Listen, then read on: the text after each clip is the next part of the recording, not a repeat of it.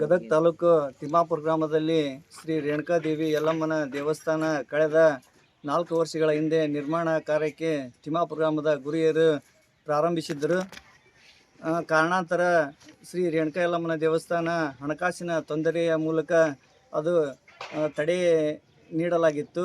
ಇಂದು ನಮ್ಮ ತಿಮ್ಮಾಪುರ ಗ್ರಾಮದಲ್ಲಿ ಎಲ್ಲ ಮಹಿಳೆಯರು ಕರ್ನಾಟಕ ಸರ್ಕಾರದಿಂದ ಕೊಡಮಾಡುವ ಗ್ಯಾರಂಟಿ ಯೋಜನೆಗಳಲ್ಲಿ ಒಂದಾದಂಥ ಗೃಹಲಕ್ಷ್ಮಿ ಯೋಜನೆಯ 2,000 ರೂಪಾಯಿ ಹಣವನ್ನು ನಮ್ಮ ತಿಮ್ಮಾಪುರ ಗ್ರಾಮದ ಎಲ್ಲ ಮಹಿಳೆಯರು ಸರಿಸುಮಾರು 850 ಜನ ಮಹಿಳೆಯರು ನಮ್ಮ ತಿಮ್ಮಾಪುರ ಗ್ರಾಮದಲ್ಲಿದ್ದಾರೆ ಸರ್.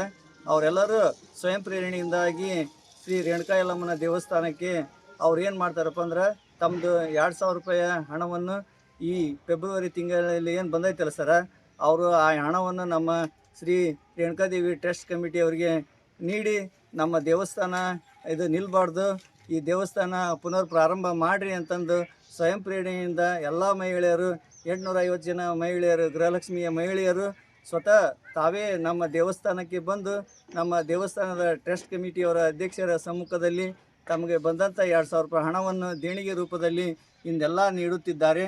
ಅದರಲ್ಲಿ ಈಗಾಗಲೇ ಸರಿಸುಮಾರು ಎಷ್ಟಪ್ಪ ಅಂದ್ರೆ 100 ಜನ ಮಹಿಳೆಯರು ಈಗಾಗಲೇ 2,000 ರೂಪಾಯಿಯನ್ನು ನೀಡಿದ್ದಾರೆ.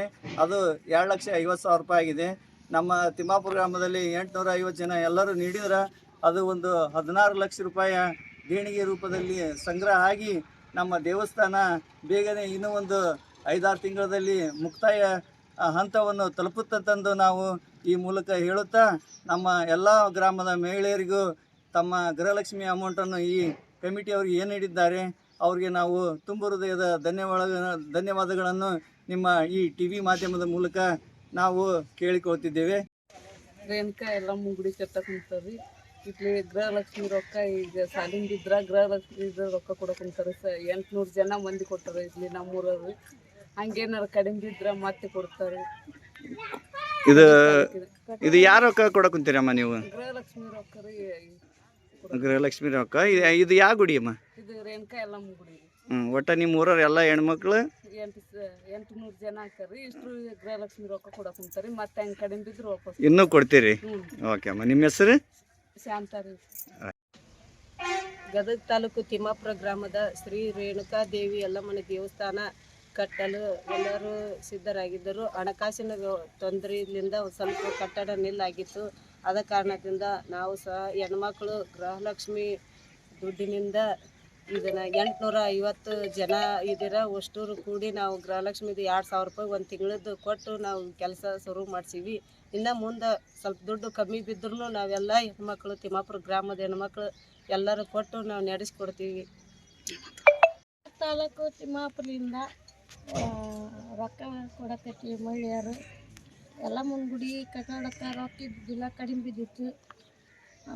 ಉಷ್ಟ್ರು ಕೂಡಿ ಕೊಡಕತ್ತೀವಿ. ಯಾರು ರೊಕ್ಕ ಕೊಡಕುಂತೀರವ? ಸಿದ್ದರಾಮಯ್ಯ ಹಾಕಿದ್ದು ಗೃಹಲಕ್ಷ್ಮಿ ಕೊಡಕತ್ತೀವಿ. ಇನ್ನು ಕಡಿಮೆ ಬಿದ್ರೆ ಕೊಡ್ತೀವಿ.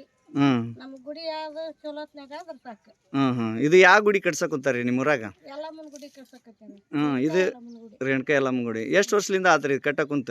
ಈಗ 3-4 ವರ್ಷದಿಂದ ಆತ್ರಿ. ನಿಲ್ಲಾಗಿತ್ತು. ಈಗ ನೀವು ನಿಮ್ಮ ಗೃಹಲಕ್ಷ್ಮಿ ರೊಕ್ಕ ಕೊಡಕುಂತೀರಿ? ಎಲ್ಲರೂ ಸ್ವಯಂ ಪ್ರೇರಣೆಯಿಂದ ಕೊಡಕತ್ತೀವಿ. ಮುಂದಾದ್ರೆ ಇನ್ನೂ ಒಮ್ಮೆ ಕೊಡ್ತೀವಿ. ಆದ್ರೆ ಚಂದ ದೇವಸ್ಥಾನ ಆಗ್ಬೇಕು. ನಿಮ್ಮ ಹೆಸರು ರೀ?